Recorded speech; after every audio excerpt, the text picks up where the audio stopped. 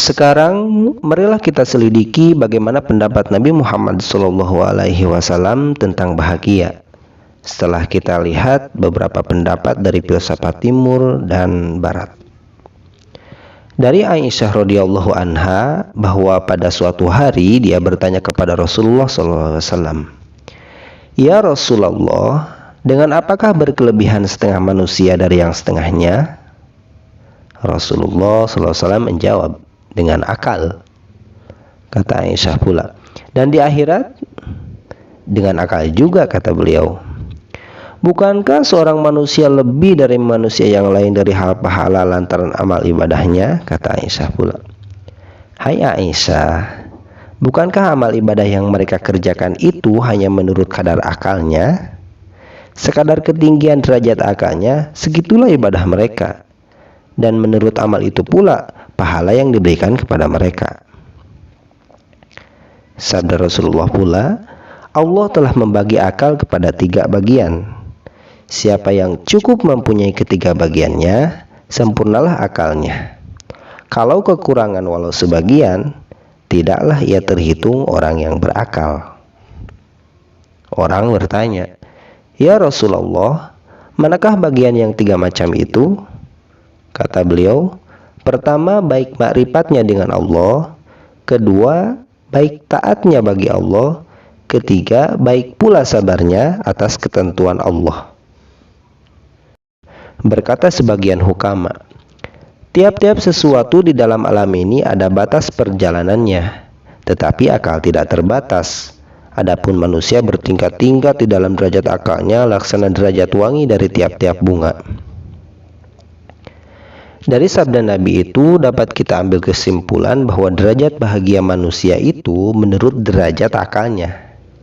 Karena akal lah yang dapat membedakan antara baik dengan buruk, akal yang dapat menerangkan segala pekerjaan, akal yang menyelidiki hakikat dan kejadian segala sesuatu yang dituju di dalam perjalanan hidup dunia ini. Bertambah sempurna, bertambah indah dan murni akal itu, bertambah pula lah tinggi derajat bahagia yang kita capai. Oleh karena itu, menurut kehendak hadis di atas, kepada kesempurnaan akal lah kesempurnaan bahagia. Akal manusia bertingkat. Kehendak manusia berlain-lain menurut tingkat akal masing-masing. Sebagian manusia sangat cinta kepada kehormatan dan kemuliaan, sehingga simpang perjalanan dan segala ikhtiar dipergunakannya untuk sampai ke situ. Ia mau berkorban, mau menempuh kesusahan dan kesakitan, asal ia bisa mencapai kemuliaan dan kehormatan. Padahal sebagian golongan tidak peduli semua itu. Buat dia, asal dapat mencapai hidup, tidak mengganggu orang lain, cukuplah. Apa gunanya menghabiskan tenaga untuk mencapai kemuliaan dan kehormatan yang hanya menjadi mimpi itu? Harta benda dunia. Sebagian besar manusia berusaha mencari, bersusah payah, berhabis tenaga, tidak peduli hujan panas, haus lapar, kadang-kadang menghilang-hilang negeri, meninggalkan kampung, anak istri, dan handai taulan. Padahal ada pula golongan yang tiada peduli akan harta benda itu. Asal hatinya tentram di dalam kholwat mengingat Tuhannya, sebagaimana kebiasaan ahli-ahli juhud dan sufi yang masyhur, asal lekat pakaian untuk menutup aurat, dapat sesuap pagi dan petang cukuplah. Dia ingin kekayaan juga, tetapi kekayaan jiwa. Dia ingin kemuliaan juga, tetapi kemuliaan yang lebih kekal dari harta.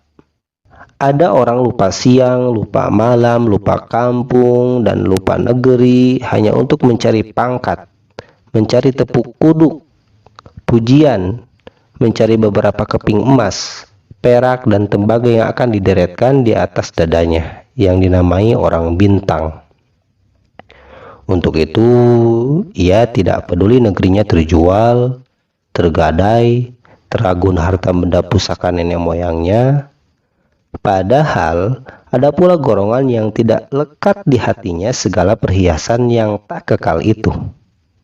Karena dipandangnya bahwa segala barang-barang perhiasan dada itu Tak lebih harganya dengan permainan kuda-kuda dan puput anak-anak. Ada orang yang di mana-mana berniat hendak sebagai ayam putih. Di tiap gelanggang kelihatan, terus di muka saja hendaknya jangan sampai ketinggalan. Padahal ada pula orang yang benci pada segala yang ramai, berniat hendak memisahkan dirinya ke tempat sunyi, supaya tidak bergaul dengan manusia yang banyak ini, yang diikat oleh beberapa kemestian yang memenatkan diri. Di tempat sunyi dia bebas mengingat Rabbul Izzati semata-mata.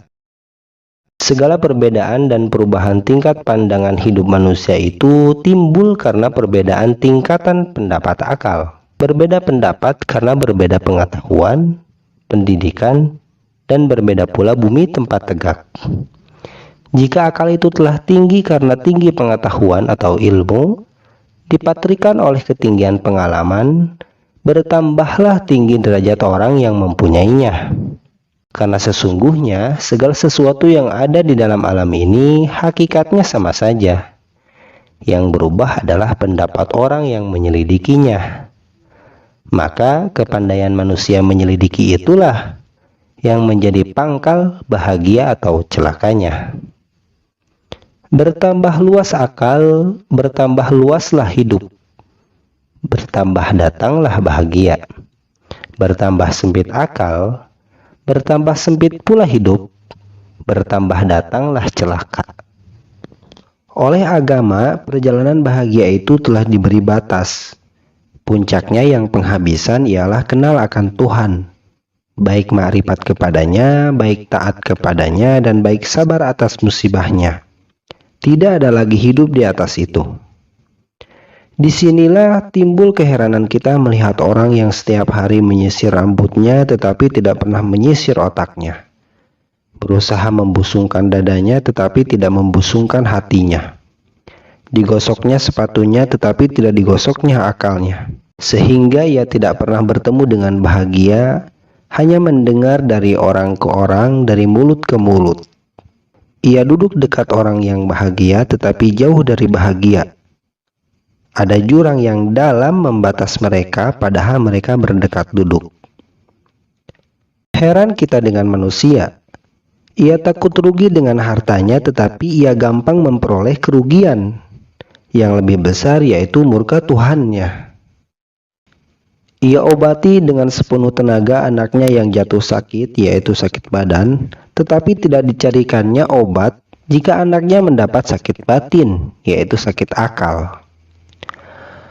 Kalau akal ini telah dilepaskan dari segala kungkungannya, hanya dihadapkan kepada zat yang menguasainya saja, kalau telah datang zaman itu, akan datang pula lah perubahan yang besar di dalam pri penghidupan manusia. Terlepaslah manusia daripada ancaman sesama anak Adam. Tidak ada lagi tempat takut, melainkan yang Maha Esa itu jua adanya. Segala barang yang ada di atas dunia ini sama saja harganya, tidak berlebih berkurang. Harga emas sama dengan tembaga, harga tanah sama dengan rumah batu. Harga segulung kertas koran sama dengan harga segulung uang kertas di dalam peti. Yang berubah bukan barang itu, melainkan penghargaan manusia atasnya. Misal yang dekat di hadapan kita sudah cukup menjadi contoh. Seorang yang tidak mengerti bahasa Inggris, meskipun di hadapannya ada sebuah buku berharga Rp1.000 sejilid dalam bahasa Inggris, buat dia tidak lebih harganya daripada kertas pembungkus gula. Tetapi harga Rp1.000 itu ialah bagi yang mengerti bahasa Inggris tadi. Pergilah ke pasar Lawak Tuan, akan berjumpa dengan karangan filosof dijual dengan timbangan kilo. Rokok, walaupun bagaimana mahal, wangi, dan menerbitkan nafsu bagi perokok, bagi yang tidak merokok tidaklah berharga sepeser pun. Penulis buku ini tidak menghargakan buah pala yang banyak berserak di bawah batangnya di dalam kebun di dusunnya. Tetapi seketika dia di Mekah sebelum perang, jika ada orang yang hendak menjual kepadanya 10 sen sebiji, maulah dia rasanya membeli, karena sangat ingin. Kemudian bila telah pulang ke kampung, buah pala yang berlungguk di bawah batangnya itu, menengok saja pun dia tidak mau lagi. Jadi, sampai sekarang belum juga dapat orang menentukan kapankah masanya orang merasa bahagia. Orang rindu akan sesuatu sebelum ada padanya, demi bila telah ada, hilanglah kerinduannya. Sebab segala isi dunia ini indahnya sebelum ada di tangan. Rockefeller, seorang yang telah sangat kaya, dahulu sebelum kaya dia sangat rindu hendak beroleh bahagia dengan kaya. Uangnya yang bermiliun sebanyak aliran minyak tanah Sokoni itu tidak ada harganya lagi baginya. Yang lebih dirinduinya dan lebih dicintainya serta itu berasa bahagia jika diperolehnya, ialah jika umurnya yang 97 tahun, 1937, dicukupkan Allah 100 tahun, menunggu 3 tahun lagi. Tetapi tahun 1937 itu dia mati juga. Tak dapat ditebusnya kekurangan yang 3 tahun itu dengan uang miliunan. Sementara itu di negeri Surakarta Hadiningrat ada pula seorang perempuan tua, Mbok Suro namanya, sudah 1,5 abad usianya, 150 tahun, dan hidupnya sangat miskin. Sudah berkali-kali dilihatnya raja diangkat dan raja mati. Dan karena miskinnya, sudah kerap kali dia bosan hidup. Akan lebih berbahagialah dia kiranya kalau dia lekas mati. Namun mati tidak juga datang. Kalau nasib itu boleh menurut kehendak kita, apalah salahnya diberikannya kelebihan usianya itu kepada Rockefeller barang 3 tahun saja. Tentu kalau bisa, mau agaknya Rockefeller mengganti kerugian umur itu dengan separuh kekayaannya. Sebab itu sekali-kali tidaklah bernama bahagia dan nikmat jika hati dan hayal kita hanya kita kaitkan dengan segala isi alam yang lahir ini, yang harganya hanya menurut keinginan kita. Jangan terlalu diperintah oleh hayal, oleh angan-angan, oleh fantasi. Karena itu jugalah yang mengencongkan kita dari bahagia yang sebenarnya tujuan hidup. Yang mulanya tangis, akhirnya tertawa. Dan mulanya pahit, akhirnya manis. Banyak manusia yang diperdaya oleh cahaya samar karena dia dalam gelap. Perasaannya didahulukan daripada pertimbangannya. Dia datang kepada cahaya yang baru itu, sampai di sana yang dicarinya tidak ada sama sekali. Mau kembali pulang ke tempat asal jalan telah lebih gelap dari dahulu, lantaran ia tak sabar menunggu cahaya yang sejati. Memang sebab-sebab untuk mencapai bahagia amat banyak. Akan tetapi kita manusia mencari juga yang lain. Dia ada dalam tangan kita, tetapi kita cari yang ada di tangan orang lain karena yang ada di tangan orang lain itu kelihatan indah. Sekarang mengertilah kita bahwa segala sesuatu di dalam alam ini baik dan buruknya bukanlah pada zat sesuatu itu, tetapi pada penghargaan kehendak kita atasnya, menurut tinggi rendahnya akal kita. Apalah gunanya pena emas bagi orang yang tak pandai menulis? Apalah harga Al-Quran bagi seorang pizengker tak beragama? Apalah harga intan bagi orang gila? Sebab itulah kita manusia disuruh membersihkan akal budi, supaya dengan dia kita mencapai bahagia yang sejati.